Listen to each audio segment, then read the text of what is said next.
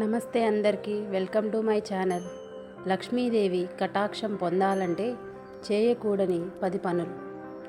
లక్ష్మీదేవి అనుగ్రహం ప్రతి ఇంటికి, ప్రతి కుటుంబానికి శుభం, ఐశ్వర్యం, ఆనందాన్ని తీసుకువస్తుందని శాస్త్రాలు చెబుతున్నాయి. అయితే కొన్ని అలవాట్లు, కొన్ని పనులు లక్ష్మీదేవికి ఇష్టం కాదని పురాణాలలో మరియు ఆచార సాంప్రదాయాలలో పేర్కొంటారు. ఇప్పుడు లక్ష్మీదేవి కటాక్షం పొందాలంటే చేయకూడని 10 పనులు తెలుసుకుందాం. ఇంటిని అపరిశుభ్రంగా ఉంచటం.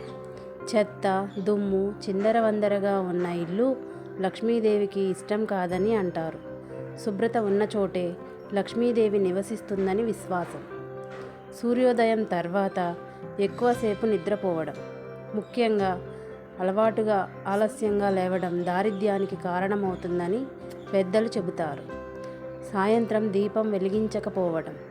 సూర్యాస్తమయం సమయంలో ఇంట్లో దీపం వెలిగించడం శుభప్రదంగా భావిస్తారు. దీపం వెలిగించకపోవడం లక్ష్మీదేవికి ఇష్టం కాదని అంటారు. ఆహారాన్ని వృధా చేయడం. అన్నం పరబ్రహ్మ స్వరూపం.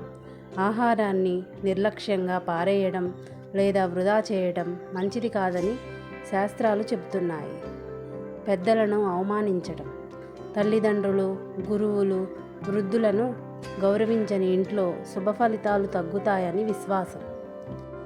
అబద్ధాలు, మోసాలు చేయటం.